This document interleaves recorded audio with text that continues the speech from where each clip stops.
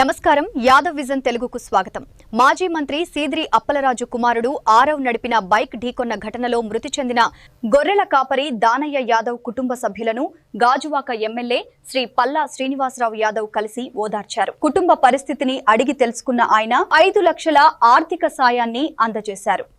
దానయ్య కుటుంబానికి అన్ని విధాలా అండగా ఉంటామని భరోసా కల్పించారు.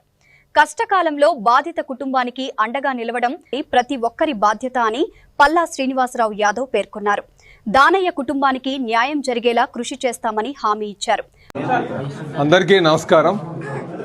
మరి ఏదైతే మొన్న దానయ్య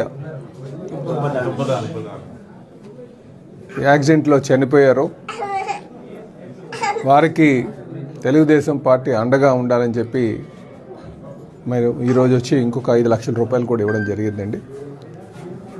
మొన్న వచ్చి మినిస్టర్ గారు మా పార్థసారథి గారు వచ్చి ఒక 5 లక్షలు, ఇదొక 5 లక్షలు కూడా ఇవ్వడం జరిగింది. అలాగే ఎమ్మెల్యే గారు కూడా ఒక 50,000 వాళ్ళకి సహకారం అందించడం జరిగింది. ఆ కుటుంబానికి అండగా ఉంటామని చెప్పేసి ఈరోజు ఆ భరోసా కల్పించడానికి మరి ఇక్కడ రావడం జరిగింది. అలాగే ఏ నాయకుడికైనా సరే ప్రధానమైన లక్షణం కానీ బాధితుల పక్షాన ఉండాలి. అది నిజమైన నాయకుడికి ఉండాల్సినటువంటి లక్షణం కానీ దురదృష్టం ఏంటంటే ఎవరైతే అఘాయిత్యం చేశారో వాళ్ళ పక్షాన్ని మరి కొంత నాయకత్వం ఉండడం మాకు చాలా బాధాకరం అండి. అది దేశంలో కానీ ప్రపంచంలో కానీ ఎక్కడికైనా మీరు ఒకసారి ఆలోచన చేయండి. బాధితుల పక్షాన్నే ఉండి వారికి ఆదుకోవాలన్నదే ఎక్కువ మంది ఒక నీతి నిజాయితీ కలిగినటువంటి నాయకుడికి ఉండాల్సినటువంటి లక్ష్యం. అదే ఉంటుంది ఎక్కడికైనా సరే. కానీ ఇక్కడ ఎంత దారుణం అంటే కష్టాల్లో ఉన్నటువంటి వారిని, భర్తను కోల్పోయి ఉన్నటువంటి వారిని వాళ్ళని పక్కన విడిచిపెట్టి రాజకీయ లబ్ధి కోసం వేల సంఖ్యలో జనాన్ని తీసుకొచ్చి ఎవరైతే తప్పు చేశారో వాళ్ళతో ఎంత తప్పు చేసినా పర్లేదు నేను వాళ్ళ పక్షాన్నే ఉంటానని నాయకులు చేయడం చాలా దుర్మార్గం అని చెప్పి ఈ సందర్భంగా తెలియజేస్తున్నాను. ఇంకా దానికి తోడు నిందారోపణలు కూడా చేస్తున్నారు. చిన్నపిల్లడు కదా, చిన్నపిల్లడు గుద్దేస్తే ఏమైందిలే అని చెప్పేసి. యాక్సిడెంట్ కేసుల్లో ఉన్న చట్టాలపైన మాకు పూర్తి అవగాహన ఉంది. యాక్సిడెంట్ చేసి అది లొంగిపోయి ఉంటే దానికి వేరొక నిర్వచనం ఉండేది. యాక్సిడెంట్ చేసి చట్టాలపైన అవగాహన ఉన్నటువంటి వ్యక్తులు దాన్ని తారుమారు చేయడానికి ప్రయత్నం చేయడం చాలా దుర్మార్గం. అది దాన్నే ఇంపర్సనేషన్ అంటాం.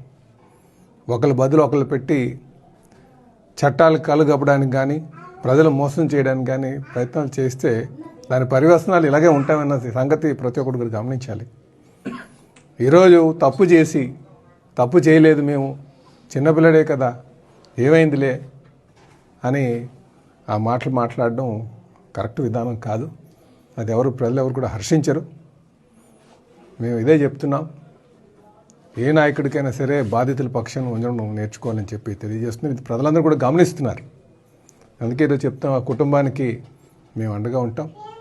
వీలే కాదు, ఎవరైనా సరే అన్యాయానికి గురైన వాళ్ళకి సహకారం లేనప్పుడు మేము ఖచ్చితంగా సహకారం అందిస్తామని చెప్పి ఈ సందర్భంగా తెలియజేస్తున్నాం. అది మా గౌరవ ముఖ్యమంత్రి గారు కానీ, మా యువ నాయకులు లోకేష్ గారు కానీ మాకెప్పుడు కూడా దిశ నిర్దేశించేది ఎప్పుడు కూడా బాధితులతో ఉండండి, నీతిగా ఉండండి, నిజాయితీగా ఉండండి అని చెప్పడం కానీ అయ్యే చెప్పడం చేస్తారు మాకు. మేము అదే బాటలో నడుస్తున్నాం. అలాగే మరొకమారు తెలియజేస్తున్నాం, ఈ తీరు మార్చుకోండి. ఈ తీరు మంచి పద్ధతి కాదు. ఈవెన్ ఈరోజు మేము మాజీ మంత్రి గారి కోసం కూడా తెలియజేస్తున్నాం. మీరు డాక్టర్ చదువుకున్నారు, చట్టాలపైన మీకు అవగాహన ఉంటుంది. అవగాహన ఉండి కూడా మీరు చేసే పని మాత్రం ఏమాత్రం సబబు కాదు. ఇప్పటికైనా సరే మీరు వచ్చి కుటుంబానికి బేషరతుగా ప్రజలకు కూడా ఈ కుటుంబానికి తప్పు జరిగిందని చెప్పాలి. అలాగే ప్రజలకు కూడా తప్పు జరిగిందని చెప్పాల్సినటువంటి అవసరం ఉంది. చట్టాలు చేయాల్సిన వాళ్ళు శాసనసభ్యులు అంటే శాసనాలు చేయాల్సినటువంటి వారే కాలు రాస్తుంటే ఏమనుకోవాలి? ఒక నాయకత్వం చేస్తున్నటువంటి వారు ఏ విధంగా ఉండాలి? ఒక ఆదర్శంగా ఉండాల్సినటువంటి అవసరం ఉంది.